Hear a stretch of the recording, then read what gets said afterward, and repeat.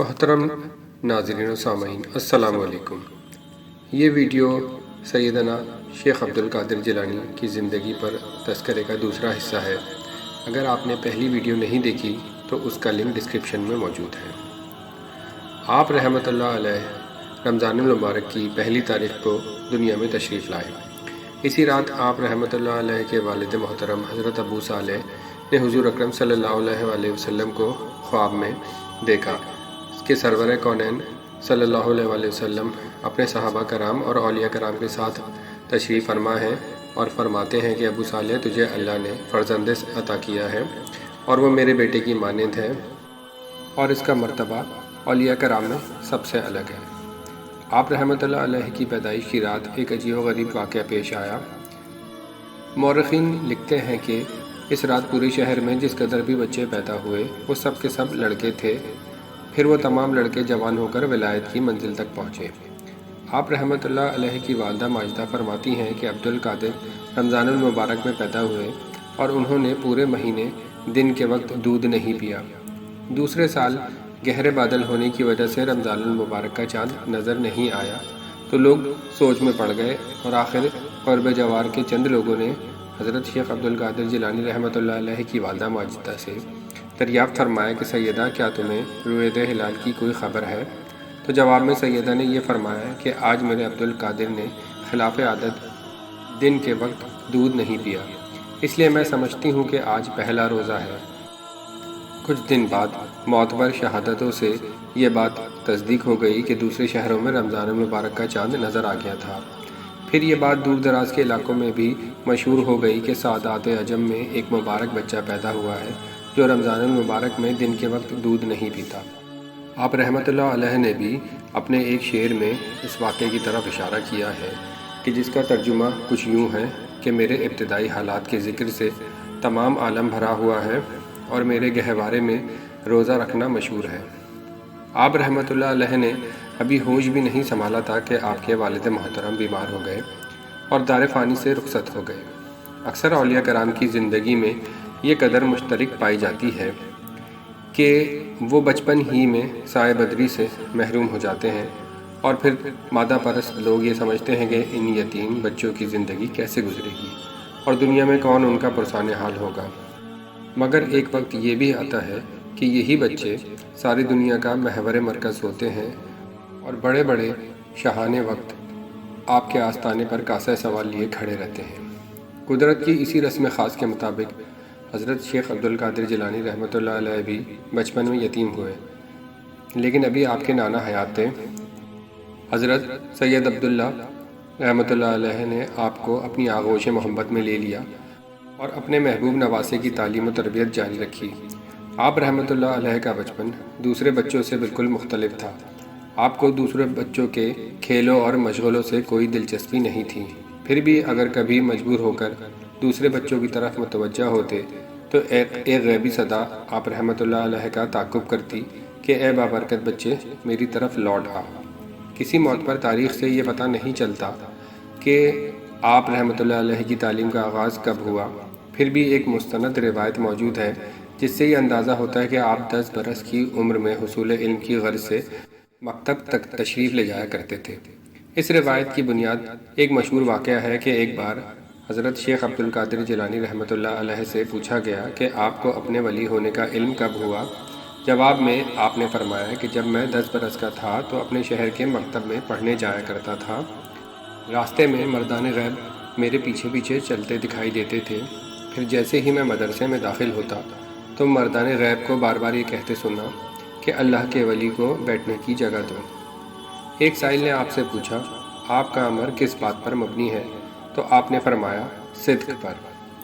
میں نے کبھی جھوٹ نہیں بولا۔ آپ رحمۃ اللہ علیہ نے فرمایا، جب میں بچہ تھا تو اپنے شہر جیلان میں تھا تو یوم عرفہ کے موقع پر اپنے گھر کی چھت پر گیا۔ اس وقت میں نے دیکھا کہ لوگ عرفات کے میدان میں کھڑے ہیں۔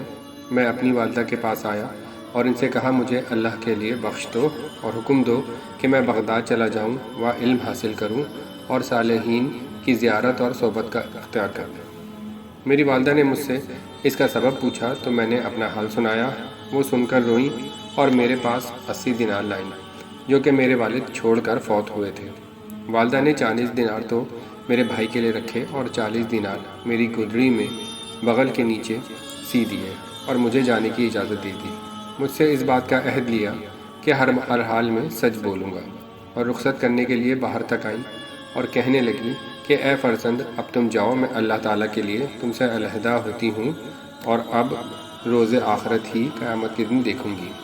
تب میں چھوٹے سے قافلے کے ساتھ جو بغداد کو جانے والا تھا روانہ ہوا۔ جب ہم ہمدان سے نکلے تو جنگل میں ہمیں 60 حملہ آور ڈاکوؤں نے گھیر لیا اور انہوں نے قافلے والوں کو پکڑ کر لوٹ مار شروع کر دی۔ میں کیونکہ چھوٹا سا بچہ تھا اس لیے کوئی شخص میرے پاس نہ آیا۔ جب انہوں نے سارے قافلے کو لوٹ لیا تو ایک ڈاکو میرے پاس آیا اور مجھ سے کہنے لگا تمہارے پاس کیا ہے؟ تو میں نے کہا میرے پاس دینار ہے۔ اس نے میری تمام تلاشی لی اور اس کے بعد اس کو کچھ نہ ملا تو وہ سردار کے پاس گیا اور اسے جا کر کہنے لگا یہ چھوٹا سا بچہ ہے جو کہتا ہے میرے پاس دینار ہے، لیکن ہم نے اس کی تلاشی لی ہے، اس کے پاس کچھ نہیں نکلا۔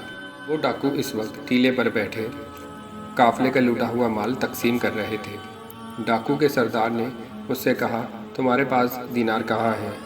میں نے کہا میری گڈڑی میں میری بغل کے نیچے سلے ہوئے ہیں۔ تو اس نے میری گڈڑی کو پھاڑا اور اس میں سے 40 دینار مل گئے۔ وہ مجھے کہنے لگا تمہیں کس چیز نے مجبور کیا تھا کہ تم اس کا اقرار کرو؟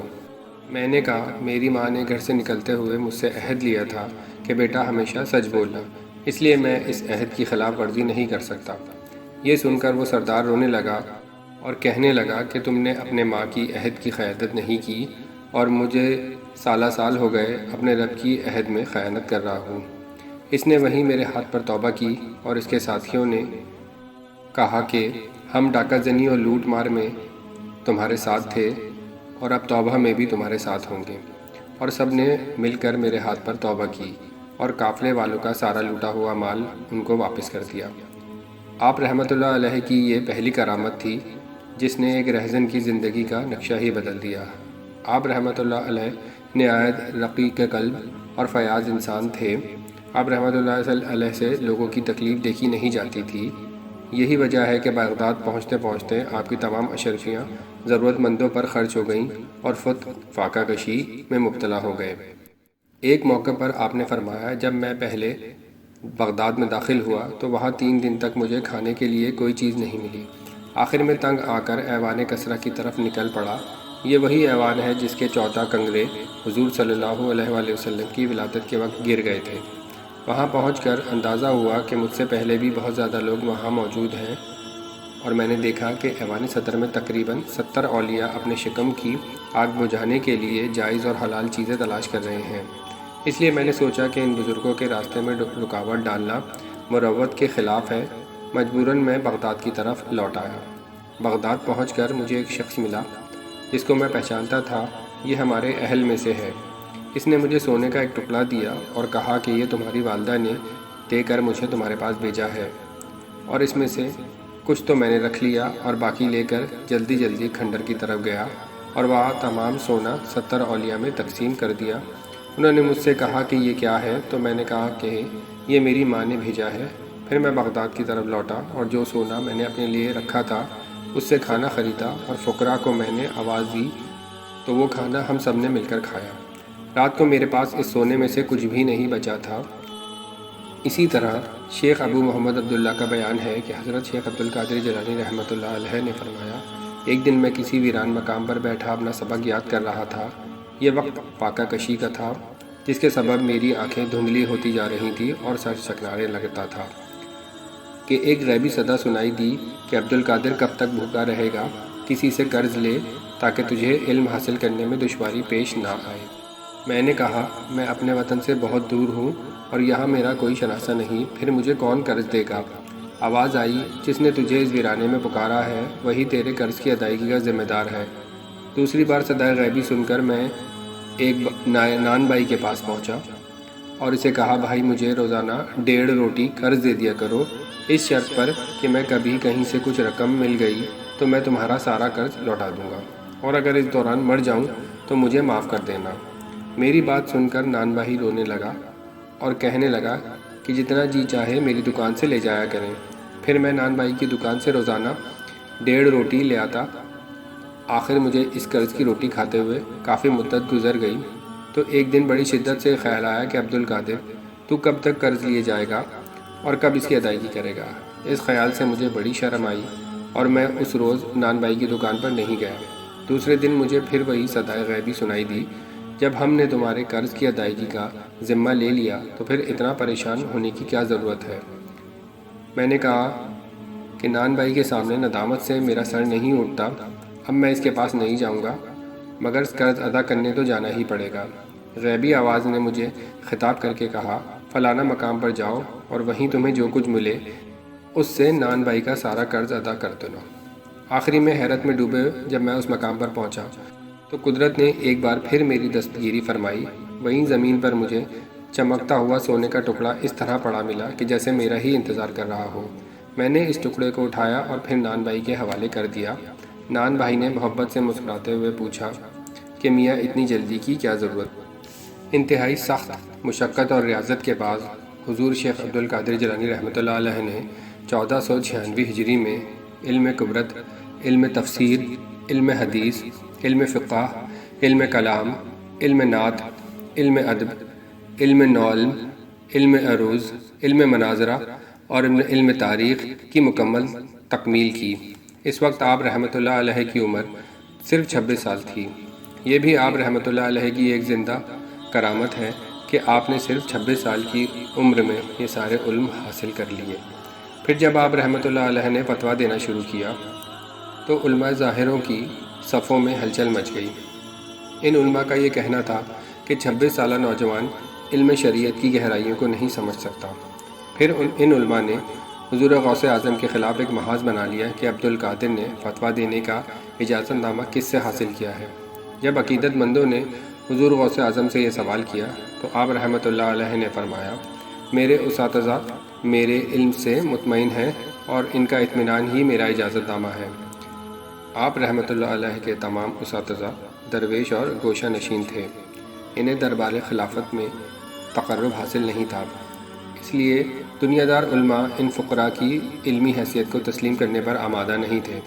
پھر نہایت زور و شور سے حضرت شیخ عبدالقادر جیلانی رحمۃ اللہ علیہ کے خلاف ایک مہم چلائی کہ یہ نوجوان اس وقت تک فتویٰ دینے کا اہل نہیں جب تک کہ وہ بغداد کے نامور علماء سے اجازت نامہ حاصل نہ کر لے۔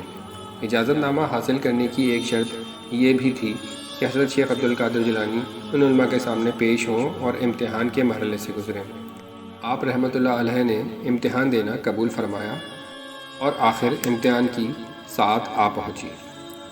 محترم ناظرین و سامعین، اس کے ساتھ ہی آج کی اس ویڈیو کو ہم اختتام تک پہنچاتے ہیں اور اس امتحان کا کیا نتیجہ نکلا یہ ہم اس سلسلے کے تیسرے ویڈیو میں آپ سے ذکر کریں گے۔